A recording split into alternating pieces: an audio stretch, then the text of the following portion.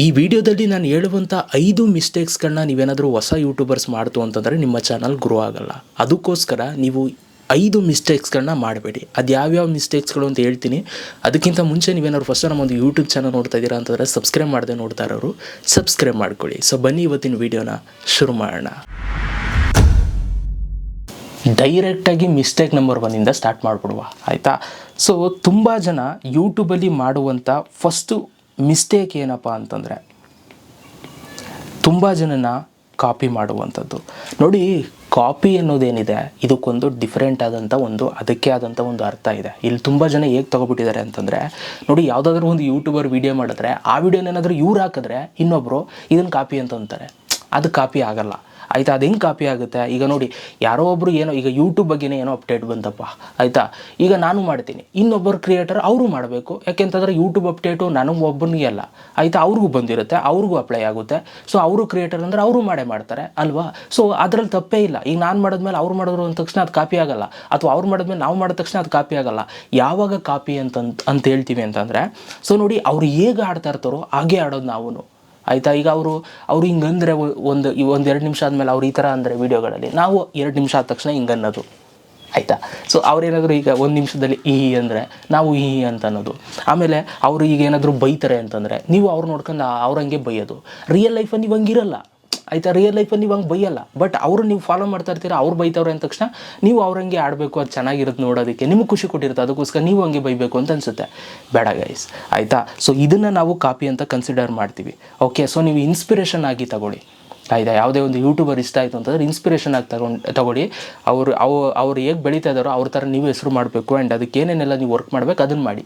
So ನೀವು ಅವರು ಏನು ಮಾಡ್ತಾವ್ರೆ ಲೈಫ್ ಸ್ಟೈಲಲ್ಲಿ ಅದನ್ನೇ ನೀವು ಮಾಡ್ತು ಅಂತಂದರೆ ಅದು ತುಂಬ ಪ್ರಾಬ್ಲಮ್ ಆಗುತ್ತೆ. ಆ್ಯಂಡ್ ನೋಡೋರಿಗೆ ಅದು ತುಂಬ ಒಂಥರ ಫೀಲ್ ಆಗುತ್ತೆ, ಆಯಿತಾ? ಸೊ ಅದೊಂಥರ ಡಿಸ್ಟರ್ಬೆನ್ಸ್. ಸೊ ನಿಮ್ಮದೇ ಒಂದು ಒರಿಜಿನಲ್ ಇರಲಿ, ನಿಮ್ದು ಹೆಂಗಿದೆ ಕ್ಯಾರೆಕ್ಟರ್ ಹಂಗೆ ಇರಿ.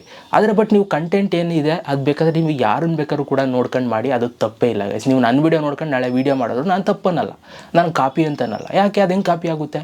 ನಾನು ಎಲ್ಲಾದರೂ ಒಂದು ಸೋರ್ಸ್ ನೋಡ್ಕೊಂಡೇ ತಾನೇ ಹೇಳಬೇಕು, ಗೂಗಲ್ಲೋ ಯೂಟ್ಯೂಬೋ ಎಲ್ಲ ನೋಡ್ಕೊಂಡು. ಹಾಗೆ ನೀವು ನನ್ನ ಹತ್ರ ನೋಡ್ಕೊಂಡು ಹೇಳ್ತೀರಾ, ಅದರಲ್ಲಿ ಏನಿದೆ ತಪ್ಪು? ಬಿಟಾಕಿ ಗೈಸ್, ಆಯಿತಾ? ಇದು ಫಸ್ಟ್ ಮಿಸ್ಟೇಕ್. ನೀವೇನಾದ್ರು ಮಾಡ್ತಾಯಿದ್ರೆ ಸೊ ಮಾಡೋಕ್ಕೆ ಹೋಗ್ಬಿಡಿ. ಅದೇ ನಾನು ಹೇಳಿದ್ನಲ್ಲ ಆ ಥರ ಕತೆ. ಎರಡನೇದು ನೋಡಿ, ಎರಡನೇದು ಬಂದು ಕನ್ಸಿಸ್ಟೆನ್ಸಿ. ನೋಡಿ, ಇದು ಸೆಕೆಂಡ್ ಮಿಸ್ಟೇಕ್ ಗೈಸ್. ಇದು ತುಂಬ ಜನ ಕನ್ಸಿಸ್ಟೆನ್ಸಿ ಮೇಂಟೈನ್ ಮಾಡಲ್ಲ. ಈಗ ನೋಡಿ, ಯೂಟ್ಯೂಬ್ ಏನೋ ಒಂದು ವಿಚಾರ ಇಟ್ಕೊಂಡು ನಾನು ಯೂಟ್ಯೂಬ್ ಸ್ಟಾರ್ಟ್ ಮಾಡಬೇಕು ಅಂತ ಒಂದು ಫೋರ್ಸಿಂದ ಕ್ರಿಯೇಟ್ ಮಾಡಿರ್ತೀವಿ. ಆಮೇಲೆ ಒಂದಷ್ಟು ದಿನ ವೀಡಿಯೋ ಹಾಕ್ತೀವಿ, ಒಂದಷ್ಟು ದಿನ ವೀಡಿಯೋಸ್ಗಳು ಹಾಕೋದೇ ಸ್ಟಾಪ್ ಮಾಡಿಬಿಡ್ತೀವಿ, ಆಯಿತಾ? ಸೊ ಇದೇನಾಗುತ್ತೆ, ನಮಗೆ ಎಫೆಕ್ಟ್ ಆಗುತ್ತೆ, ಆಯಿತಾ? ಸೊ ಯೂಟ್ಯೂಬಲ್ಲಿ ವ್ಯೂವರ್ಸ್ಗಳು ನೋಡುವಂಥದ್ದು ನಮ್ಮ ಚಾನಲಲ್ಲಿ ನಾವು ಎಷ್ಟು ಕನ್ಸಿಸ್ಟೆನ್ಸಿ ಮೇಂಟೈನ್ ಮಾಡ್ತಾಯಿದ್ದೀವಿ ಅಂತ. ನೀವು ಆ್ಯಕ್ಟಿವ್ ಆಗಿರಬೇಕು. ಅಲ್ಲಿ ವ್ಯೂಸ್ ಬರ್ತಿದೆಯೋ, ಸಬ್ಸ್ಕ್ರೈಬರ್ಸ್ ಬರ್ತಿದ್ದಾರೋ, ಅಥವಾ ಇನ್ನೊಂದೇನೋ ವಾಚ್ ಟೈಮ್ ಬರ್ತಿದೆಯೋ, ಇದು ಯಾವುದೂ ಕೂಡ ಯೋಚನೆ ಮಾಡೋಕ್ಕೆ ಹೋಗಬೇಡಿ, ಆಯಿತಾ? ನಿಮ್ಗೆ ಕನ್ಸಿಸ್ಟೆನ್ಸಿ ಬೇಕು. ನೀವೇನಾದ್ರು ಕನ್ಸಿಸ್ಟೆನ್ಸಿ ಇಲ್ಲ, ವೀಡಿಯೋ ಆಗ್ತಾಯಿಲ್ಲ ಅಂತಂದರೆ ಸೊ ಆಡಿಯನ್ಸ್ಗಳು ನಿಮ್ಮ ಚಾನಲ್ ನೋಡೋಕ್ಕೆ ಹೋಗಲ್ಲ. ಅದಕ್ಕೋಸ್ಕರ ಕನ್ಸಿಸ್ಟೆನ್ಸಿ ಮೇಂಟೈನ್ ಮಾಡಿ ಗೈಸ್. ಇದು ಸೆಕೆಂಡ್ ಮಿಸ್ಟೇಕ್ ತುಂಬ ಜನ ಹೊಸ ಯೂಟ್ಯೂಬರ್ಸ್ಗಳು ಮಾಡ್ತಾ ಇರ್ತಾರೆ. ವ್ಯೂಸ್ ಇಲ್ಲ, ಸಬ್ಸ್ಕ್ರೈಬರ್ಸ್ ಇಲ್ಲ, ವಾಚ್ ಟೈಮ್ ಇಲ್ಲ ಅಂದ್ಬಿಟ್ಟು ಯೂಟ್ಯೂಬ್ ಮಾಡ್ತಾರಲ್ಲ. ಸೊ ಅದಕ್ಕೋಸ್ಕರ ಸೊ ನಿಮ್ಮ ಚಾನಲ್ಗೆ ಹೊಡೆತ ಬೀಳುತ್ತೆ. ಸೊ ಓಕೆ, ಇನ್ನು ಮೂರನೇ ಮಿಸ್ಟೇಕ್ನ ನಾವು ನೋಡುವ. ಓಕೆ, ಸೊ ಮೂರನೇ ಮಿಸ್ಟೇಕ್ ಏನಪ್ಪ ಅಂತಂದರೆ ಬ್ಯಾಡ್ ಥಂಬ್ನೇಲ್ಸ್.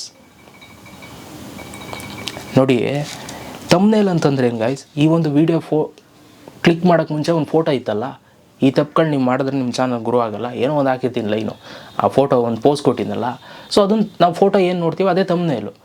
ಫೋಟೋ ನಿಮ್ಗೆ ಏನು ನೋಡ್ತೀರಾ ಅದು ಚೆನ್ನಾಗಿರಬೇಕು, ಗುಡ್ ಆಗಿರಬೇಕು, ಆಯಿತಾ? ಸೊ ಅಂತಂದರೆ ನೋಡೋದಕ್ಕೆ ತುಂಬ ಅಟ್ರ್ಯಾಕ್ಟಿವ್ ಆಗಿ ತುಂಬ ಚೆನ್ನಾಗಿರಬೇಕು. ಆ್ಯಂಡ್ ಮುಖ್ಯವಾಗಿ ಏನು ಗೊತ್ತಾ, ಇಲ್ಲಿ ನೀವು ಯಾವುದೇ ಒಂದು ವಲ್ಗರ್ ಫೋಟೋಸ್ಗಳನ್ನ ನೀವು ಯೂಸ್ ಮಾಡೋಕ್ಕೆ ಹೋಗಬೇಡಿ. ಓಕೆ, ಸೊ ಯೂಟ್ಯೂಬಲ್ಲಿ ಕೆಲವು ಹೆಣ್ಮಕ್ಳು ಫೋಟೋಸ್ಗಳನ್ನ ಥಂಬ್ನೇಲಲ್ಲಿ ಹಾಕುವಂಥದ್ದು ಇದೆಲ್ಲ ಇಂಪ್ಯಾಕ್ಟ್ ಆಗುತ್ತೆ ನಿಮ್ಮ ಚಾನಲ್ ಮೇಲೆ, ಆಯಿತಾ? ಸೊ ನೀವು ಯಾರು ಅಂತ ಗೊತ್ತಾಯಿತು ಅಂತಂದರೆ ಸೊ ನಿಮ್ಮ ಕ್ಯಾರೆಕ್ಟ್ರೇ ಹಾಳಾಗುತ್ತೆ. ಸೊ ಅದಕ್ಕೋಸ್ಕರ ನಾನು ಹೇಳುವಂಥದ್ದು ಏನಪ್ಪ ಅಂತಂದರೆ ಒಂದು ಗುಡ್ ಥಂಬ್ನೇಲ್ ಹಾಕಿ ಒಳ್ಳೆ ಅಟ್ರ್ಯಾಕ್ಟಿವ್ ಆಗಿ ನೋಡಿದ ತಕ್ಷಣ ಕ್ಲಿಕ್ ಮಾಡಬೇಕು, ಆ ಥರ.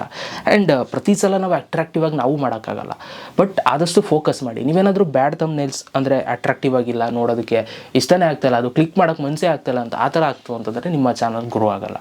ಅದಕ್ಕೋಸ್ಕರ ಬ್ಯಾಡ್ ಥಂಬ್ನೇಲ್ಸ್ಗಳನ್ನ ಹಾಕೋಕ್ಕೆ ಹೋಗಬೇಡಿ, ಒಳ್ಳೊಳ್ಳೆ ಥಂಬ್ನೇಲ್ಸ್ಗಳನ್ನ ಆದಷ್ಟು ಕ್ರಿಯೇಟ್ ಮಾಡೋದಕ್ಕೆ ಟ್ರೈ ಮಾಡಿ ಗೈಸ್. ಇದು ಮೂರನೇ ಮಿಸ್ಟೇಕ್ ತುಂಬ ಜನ ಹೊಸ ಯೂಟ್ಯೂಬರ್ಸ್ ಮಾಡ್ತಾ ಇರ್ತಾರೆ. ಇನ್ನು ನಾಲ್ಕನೇ ಒಂದು ಮಿಸ್ಟೇಕ್ಗೆ ಹೋಗೋಣ, ಓವರ್ ಥಿಂಕ್. ಓವರ್ ಥಿಂಕಲ್ಲೇ ತುಂಬ ಜನ ಮಿಸ್ಟೇಕ್ಸ್ಗಳನ್ನ ಮಾಡ್ತಾರೆ ಹೊಸ ಯೂಟ್ಯೂಬರ್ಸ್ಗಳು. ನೋಡಿ ಇಲ್ಲಿ ಏನಾಗುತ್ತೆ ಅಂತಂದರೆ, ನೀವು ಒಂದು ಚಾನಲ್ ಕ್ರಿಯೇಟ್ ಮಾಡಿದಾಗ ಸೊ ನಿಮ್ಮ ಹತ್ರ ಏನೂ ಇರಲ್ಲ, ಝೀರೋ ಇರುತ್ತೆ ಆಯಿತಾ, ಯಾವುದೇ ಒಂದು ಎಕ್ವಿಪ್ಮೆಂಟ್ಸ್ಗಳಿರಲ್ಲ.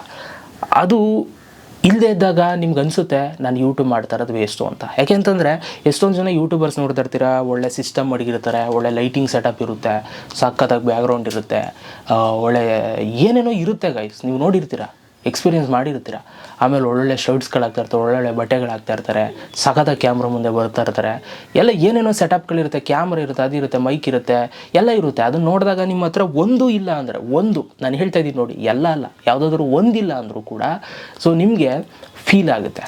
ನಿಮಗೆಲ್ಲ ಇದ್ದು ಜಸ್ಟ್ ಒಂದು ಲೈಟ್ ಇಲ್ಲ ಅಂದರೂ ಫೀಲ್ ಆಗುತ್ತೆ ನಿಮ್ಗೆ. ಅವಾಗ ನಿಮಗೆಲ್ಲ ಇದ್ದು ಬ್ಯಾಕ್ಗ್ರೌಂಡಲ್ಲಿ ಒಂದು ಒಳ್ಳೆ ಬ್ಯಾಕ್ಗ್ರೌಂಡ್ ಇಲ್ಲ ಅಂತಂದರೆ ಬೇಜಾರಾಗುತ್ತೆ. ನಿಮ್ಗೆ ಎಲ್ಲ ಇದ್ದು ಸಿಸ್ಟಮ್ ಇಲ್ಲ ಅಂದರೆ ಬೇಜಾರಾಗುತ್ತೆ. ಈ ಥರ ಮನುಷ್ಯನ ಮೈಂಡ್ ಸೆಟ್ ಹಂಗೆ ಆಯಿತಾ. ಸೊ ಅವಾಗ ಏನಾಗುತ್ತೆ, ನೀವು ಓವರ್ ಥಿಂಕ್ ಮಾಡ್ತೀರಾ, ಏನು ಮಾಡೋರು ಆಗಲ್ಲ ಗುರು, ಇದೆಲ್ಲ ವರ್ಕೌಟ್ ಆಗಲ್ಲ ನಮಗೆ, ಬೇಡ ಗುರು ಅಂತ. ನೋಡಿ, ತುಂಬ ವೀಡಿಯೋಸ್ಗಳು ನಾನು ಯೂಟ್ಯೂಬಲ್ಲಿ ಹೇಗೆ ಮಾಡ್ತೀನಿ ಅಂತಂದರೆ ಹಿಂಗೆ ಮಾಡೋದು ಆಯಿತಾ. ಇಲ್ಲೊಂದು ಪರದೆ ಅದೇ ಏನದು ಇದರಲ್ಲಿ ಪರದೆ, ನಾನು ಕಿಟಕಿಗೆ ಹಾಕಂದೀವಿ ಗೈಸ್ ಆಯಿತಾ. ಇದು ತಗೊಂಡು ಪರದೆ ಅದೇ, ಇದು ಕಿಟಕಿಗೆ ಹಾಕಿರೋದು. ಇಲ್ಲೊಂದು ಸಣ್ಣದಾಗ ಒಂದು ಗೋಡೆ ಕಾಣಿಸ್ತದೆ ನಿಮಗೆ, ಅದು ಪಿಂಕ್ ಕಲರು. ಓಕೆ, ಇನ್ನೇನಾದ್ರು ಕಾಣಿಸೋದ? ನಾನು ಎಲ್ಲ ವೀಡಿಯೋಗಳಲ್ಲೂ ನಾನು ಏನಂತೀರ, ಇದೆಲ್ಲ ತೋರಿಸೋದಕ್ಕೆ ಏನು ದೊಡ್ಡ ವಿಚಾರ ಅಲ್ಲ, ಆದರೆ ಅವಾಯ್ಡ್ ಮಾಡ್ತೀನಿ. ಆ್ಯಂಡ್ ನನಗಿದು ಕಂಫರ್ಟಬಲ್ ಅನಿಸುತ್ತೆ, ಅದಕ್ಕೋಸ್ಕರ ಇಲ್ಲಿ ಕೂತ್ಕೊಂಡು ವೀಡಿಯೋ ಮಾಡ್ತೀನಿ. ಓಕೆ, ಸೊ ನಿಮ್ಮ ಮೈಂಡ್ ಸೆಟ್ ಹೇಗಿರಬೇಕು ಅಂತಂದರೆ, ಎಲ್ಲ ಇದು ಬಿಟ್ಟೆ ಎಲ್ಲ ತೋರಿಸ್ಕೊಂಡೆ ನೀವು ಮಾಡಬೇಕು ಅಂತೇನಿಲ್ಲ ಗೈಸ್. ಓಕೆ, ಸೊ ನಿಮ್ಮ ಹತ್ರ ಎಲ್ಲ ಇದ್ರೂ ಸಾಕು, ಇದ್ದರೆ ಸಾಕು ನಿಮ್ಮ ಹತ್ರ. ಬಟ್ ಇಲ್ಲಿ ಇನ್ ಕೇಸ್ ಇಲ್ಲ ಅಂದರೂ ಸಾಕು, ನೀವು ಹಿಂಗೆ ಕುತ್ಕೊ ವೀಡಿಯೋ ಮಾಡಿ, ಏನು ಕಳ್ಕೊಳ್ಳಲ್ಲ ಆಯಿತಾ. ನೀವು ಮಾಡ್ಬೋದು. ತುಂಬ ಜನ ಏನು ಇಲ್ಲ ಅಂತಲೇ ತುಂಬ ಜನ ಇದು ಮಾಡ್ತಾರೆ. ನೋಡಿ, ನಾನು ಇಟ್ಕೊಂಡಿರೋ ಟೇಬಲ್ಲು ಕೂಡ 15-16 ಸಾವಿರ ರೂಪಾಯಿ ಟೇಬಲ್ಲು ಆಯಿತಾ. ನಾನು ಇಟ್ಟಿರೋ ಸಿಸ್ಟಮು ಕೂಡ near 2 lakh system. Okay, so ಆದರೂ ನಾನು ಏನು ತೋರಿಸಲ್ಲ, ಅಂದರೆ ನಾನೇನು ಇಷ್ಟು ದುಡ್ಡು ತಗೊಬಿಟ್ಟಿನಿ ಅದು ಇದು ಅಂತ ನಾನು ಫ್ಲೆಕ್ಸ್ ಮಾಡ್ತಾಯಿಲ್ಲ. ಬಟ್ ಹೇಳ್ತಾ ಇದ್ದೀನಿ ಕ್ಯಾಶುವಲ್ ಆಗಿ, ಇದ್ದರೂ ನಾನೇನು ತೋರಿಸ್ತಾ ಇಲ್ಲ ವೀಡಿಯೋಗಳಲ್ಲಿ ಅಲ್ವಾ. ಸೊ ಅದನ್ನು ತೋರಿಸಲೇಬೇಕು ಅಂತೇನಿಲ್ಲ. ನೀವು ಏನು ಇಲ್ಲ ಅಂದರೆ ನೀವೇನು ಟೆನ್ಷನ್ ಮಾಡ್ಕೊಬೇಡಿ, ಯಾಕೆಂದ್ರೆ ನಾನು ಝೀರೋಯಿಂದ ಬಂದಿದ್ದು, ನನಗೆ ಗೊತ್ತಿದೆ, ನನಗೆ ಫೀಲ್ ಅದು ಆಯಿತಾ, ಹೆಂಗಿರುತ್ತೆ ಏನು ಕತೆ ಅನ್ನೋದು. ಸೊ ಹಾಗಾಗಿ ನಾನು ನಿಮ್ಗೆ ಹೇಳುವಂಥದ್ದು, ಸೊ ಇದೆಲ್ಲ ನೀವೇನು ತೋರಿಸಲೇಬೇಕು ಅಂತೇನಿಲ್ಲ. ಓವರ್ ಥಿಂಕ್ ಮಾಡಿಕೊಂಡು ಯೂಟ್ಯೂಬನ್ನು ಮಾಡೋದ ಬೇಡವಾ ಈ ಥರ ಯೋಚನೆ ಇರಬೇಡಿ. ಸೊ ತುಂಬ ಜನ ಈ ಮಿಸ್ಟೇಕ್ ಮಾಡ್ತಾ ಇರ್ತಾರೆ, ಅದೊಂದು ಬಿಟ್ಟಾಕಿ, ತಲೆ ಕೆಡಿಸ್ಕೊಂಡು. ಏನೂ ಇಲ್ಲ ಅಂದರೂ ಕೂಡ ಯೂಟ್ಯೂಬ್ ಮಾಡ್ಬೋದು ನೀವು. ನನ್ನ ಹತ್ರ ಸ್ಟಾರ್ಟ್ ಮಾಡಿದಾಗ ಏನೂ ಇರಲಿಲ್ಲ, ಈಗೆಲ್ಲ ಇದೆ ಅಷ್ಟೇ ಆಯಿತಾ. ಸೊ ನೆಕ್ಸ್ಟು 5ನೇ ಒಂದು ಮಿಸ್ಟೇಕ್ಸ್ನ ನಾವು ಹೋಗೋಣ. 5ನೇ ಮಿಸ್ಟೇಕ್ ಏನಪ್ಪ ಅಂತಂದರೆ, ನೀವು SEOನ ನೀವು ಕಲಿಬೇಕಾಗುತ್ತೆ ಆಯಿತಾ. Search engine optimisation. ಸೊ ಒಂದು ವೀಡಿಯೋನ ನೀವು ಅಪ್ಲೋಡ್ ಮಾಡ್ತೀರಾ ಅಂತಂದರೆ ಅದಕ್ಕೆ ಟೈಟಲ್ ಏನಾಗಬೇಕು, ಡಿಸ್ಕ್ರಿಪ್ಷನ್ ಏನಾಗಬೇಕು, ಟ್ಯಾಗ್ಸ್ ಏನಾಗಬೇಕು, ಇದೆಲ್ಲ ನೀವು ಕಲಿಬೇಕಾಗುತ್ತೆ. ಇದನ್ನು ಕಲಿತ್ರೆ ನಿಮ್ಮ ವೀಡಿಯೋಗಳು ತುಂಬ ಚೆನ್ನಾಗಿ ಗ್ರೋ ಆಗುತ್ತೆ, ನಿಮ್ಮ ಚಾನಲ್ ಚೆನ್ನಾಗಿ ರೀಚ್ ಆಗುತ್ತೆ. ಓಕೆ, ಸೊ ಹಾಗಾಗಿ ಪ್ರತಿ ವೀಡಿಯೋನ ನೀವು ಮಾಡೋದು ಇಂಪಾರ್ಟೆಂಟ್ ಅಲ್ಲ. ಸೊ ನೀವು ಮಾಡಿ ಅದನ್ನು ಅಪ್ಲೋಡ್ ಮಾಡಿ, ಯಾವ ಥರ ಅಪ್ಲೋಡ್ ಮಾಡ್ತೀರಾ ಆ್ಯಂಡ್ ಏನೇನೆಲ್ಲ ಟೈಟಲ್ ಡಿಸ್ಕ್ರಿಪ್ಷನ್ ಹಾಕಿದ್ರೆ ಅದು ಮ್ಯಾಟ್ರ್ ಆಗುತ್ತೆ. ಅದ್ರ ಮೇಲೆ ನಿಮ್ಮ ಚಾನಲ್ ಗ್ರೋ ಆಗುವಂಥದ್ದು, ನಿಮ್ಮ ಗ್ರಾಫ್ ಎದ್ದೇಳುವಂಥದ್ದು, ನಿಮ್ಮ ದುಡ್ಡು ಜಾಸ್ತಿ ಬರುವಂಥದ್ದು ಎಲ್ಲ ಇದ್ರ ಮೇಲೆ ನಿಂತಿರುತ್ತೆ, ಸರ್ಚ್ ಇಂಜಿನ್ ಆಪ್ಟಿಮೈಸೇಷನ್ ಮೇಲೆ ಆಯಿತಾ. ಅದಕ್ಕೋಸ್ಕರ ನೀವು ಒಳ್ಳೆ ಟೈಟಲು, ಡಿಸ್ಕ್ರಿಪ್ಷನ್ನು, ಟ್ಯಾಗ್ಸ್ ಹಾಕೋದನ್ನು ನೀವು ಕಲಿಬೇಕಾಗುತ್ತೆ ಯೂಟ್ಯೂಬಲ್ಲಿ. ಓಕೆ, ಇದ್ರ ಬಗ್ಗೆ ಎಲ್ಲ ನಾನು ವೀಡಿಯೋಸ್ಗಳು ಮಾಡಿದ್ದೀನಿ, ಹೊಸ್ದಾಗಿ ಬೇಕು ಅಂದರೆ ಕೇಳಿ. ಸರ್ಚ್ ಇಂಜಿನ್ ಆಪ್ಟಿಮೈಸೇಷನ್ ಬಗ್ಗೆ ವೀಡಿಯೋ ಮಾಡ್ತೀನಿ, ಯಾವ ಥರ ಹಾಕುವಂಥದ್ದು ಅದು ಇದು ಅಂತ. ಓಕೆ, ಇದಿಷ್ಟು 5 ಮಿಸ್ಟೇಕ್ಸ್ಗಳು. ಇದು ಹೊಸ ಯೂಟ್ಯೂಬರ್ಸ್ 5ನೇ ಮಿಸ್ಟೇಕ್ ಇದು ಮಾಡ್ತಾ ಇರ್ತಾರೆ ತುಂಬ ಜನ, ಇದ್ರ ಕಡೆ ಗಮನ ಕೊಡಲ್ಲ, ಇದನ್ನು ಮಾಡೋಕ್ಕೋಗ್ಬೇಡಿ. ಓಕೆ, ಈ 5 ಮಿಸ್ಟೇಕ್ಸ್ಗಳನ್ನ ಏನು ಹೇಳಿದೆ ಇದನ್ನು ನೀವು ಮಾಡೋಕ್ಕೋಗ್ಬೇಡಿ ಗೈಸ್. ಇದನ್ನು ಮಾಡ್ದು ಅಂತಂದರೆ ನಿಮ್ಮ ಚಾನಲ್ ಗ್ರೋ ಆಗಲ್ಲ. ಇದನ್ನಾದಷ್ಟು ಮಾಡ್ದೇ ನೀವು ಚಾನಲ್ ಮಾಡ್ಕೊಂಡು ಮಾಡ್ತಾಯಿತ್ತು ಅಂತಂದರೆ ಖಂಡಿತವಾಗ್ಲೂ ನಿಮ್ಮ ಚಾನಲ್ ಗ್ರೋ ಆಗುತ್ತೆ. ಓಕೆ, ಇದಿಷ್ಟು ನನ್ನ ಕಡೆಯಿಂದ ಹೊಸ ಯೂಟ್ಯೂಬರ್ಸ್ಗಳಿಗೆ ಕೆಲವೊಂದಷ್ಟು ಟಿಪ್ಸ್. ಹೇಗನ್ನಿಸ್ತು ವೀಡಿಯೋ ಅಂತ ಕಮೆಂಟ್ ಬಾಕ್ಸಲ್ಲಿ ಕಮೆಂಟ್ ಮಾಡಿ, ವೀಡಿಯೋಸ್ ಆಗಿರೋ ಒಂದು ಲೈಕ್ ಮಾಡಿ. ಸಿಗೋಣ ಗೈಸ್ ನೆಕ್ಸ್ಟ್ ವೀಡಿಯೋದಲ್ಲಿ. ಅಲ್ಲಿ ತನಕ ಲವ್ ಯು.